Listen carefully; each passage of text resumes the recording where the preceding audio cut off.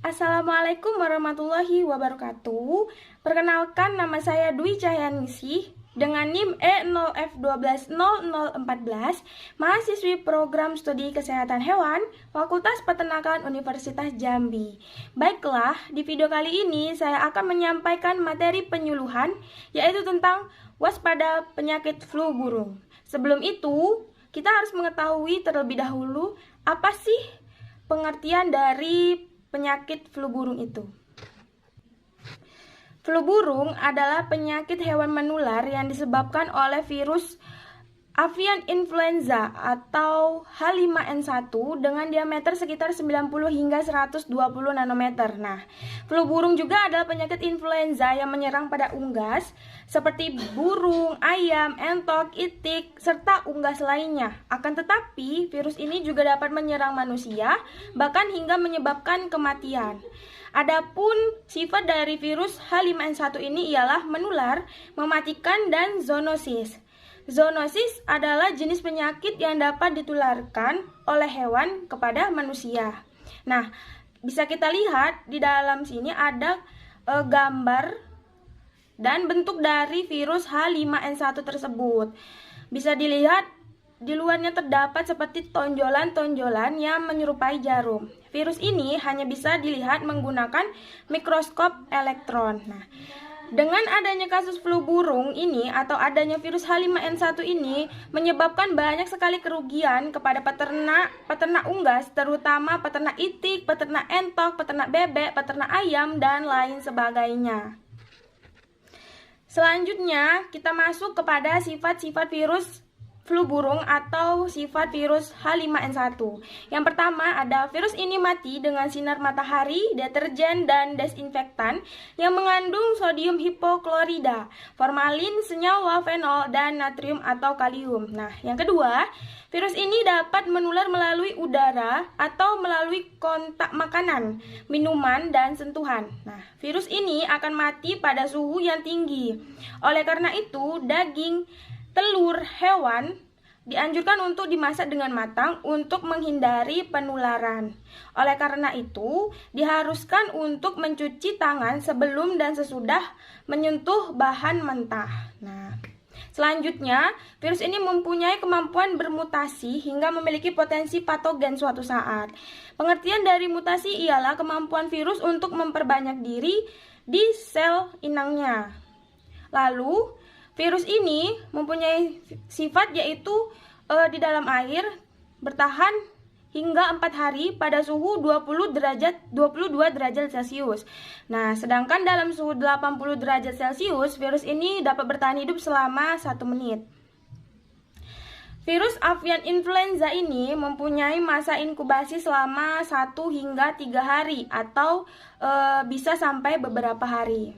Nah, selanjutnya di sini kita bisa melihat patologi anatomi dari ayam atau unggas yang terinfeksi dari virus H5N1 ini. Bisa dilihat dari fisiknya, di sini terlihat kulitnya mengalami pendarahan dan sepertinya seluruh badannya berwarna merah kebiru-biruan.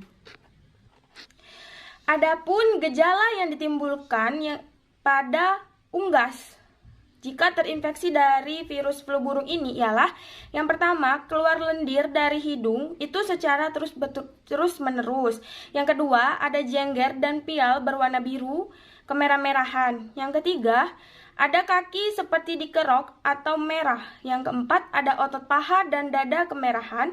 Yang kelima, kematian secara mendadak. Nah, biasanya unggas yang terinfeksi oleh virus H5N1 ini mengalami penurunan nafsu makan, penurunan produksi telur, kerabang telur melembek. Nah, setelah itu adanya gangguan syaraf, lumpuh, dan gemetaran. Nah, kematian bisa terjadi dengan cepat.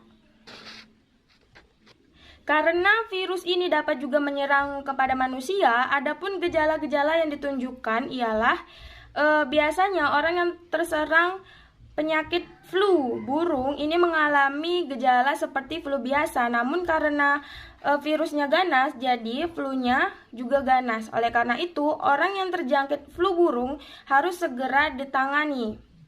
biasanya mengalami kenaikan suhu tubuh hingga 39 derajat Celcius, ditandai dengan batuk, sakit tenggorokan, nyeri otot, sakit kepala, kelelahan, hidung tersumbat dan mengeluarkan lendir bening, dan sesak napas. Nah, kondisi ini dapat diikuti dengan penurunan daya tahan tubuh yang sangat cepat, karena biasanya penderita tidak memiliki nafsu makan, mencret, diare, dan muntah.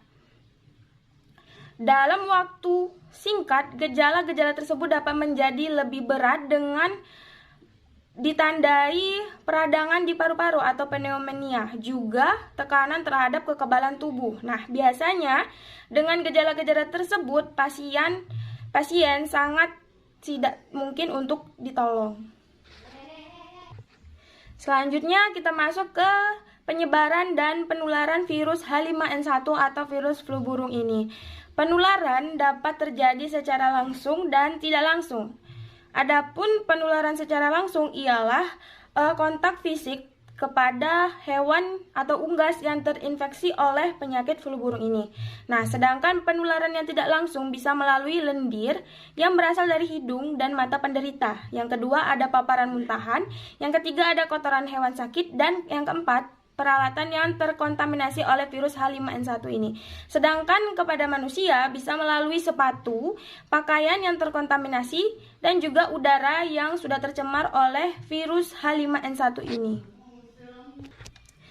Selanjutnya kita masuk ke cara-cara pengobatan untuk mengobati virus flu burung atau virus H5N1. Yang pertama pada unggas, ternyata belum ditemukan obat yang dapat mengobati virus flu burung ini. Nah, usaha yang dapat dilakukan adalah membuat kondisi badan ayam cepat membaik dan merangsang nafsu makannya dengan memberikan tambahan vitamin dan mineral, serta mencegah infeksi sekunder dengan pemberian antibiotik juga pemberian vaksin. Nah, sedangkan pada manusia, vaksin dan obat juga belum ditemukan. Adapun upaya pencegahannya yaitu dengan mengkonsumsi obat Amiflu, adalah sebuah obat antiviral, sebuah inhibitor yang digunakan dalam penanganan influenza A dan B, dan banyak dikenal sebagai obat yang dianjurkan untuk menangani flu burung. Selanjutnya kita masuk kepada kasus infeksi flu burung di Indonesia. Nah, di Indonesia sendiri flu burung ditemukan pada akhir tahun 2003. Kasusnya kemudian meluas ke hampir seluruh wilayah di Indonesia, dan dalam 3 tahun terakhir penyakit ini mengakibatkan lebih dari 16 juta kematian unggas. Nah, infeksi pada manusia ditemukan terakhir kali pada tahun 2005 hingga 2015.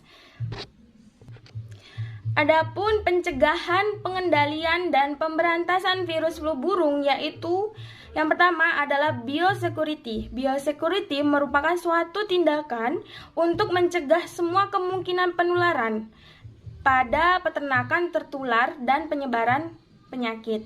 Yang kedua ada membakar dan mengkubur ayam atau unggas yang mati, kotoran, dan alas kandang. Yang tiga ada sewaktu menangani ayam atau unggas yang terinfeksi, digunakan masker untuk menjaga dari terkontaminasinya virus H5N1 ini. Selanjutnya ada melakukan pengawasan lalu lintas ternak ayam dan produknya dari daerah yang telah terjadi peningkatan kasus flu burung.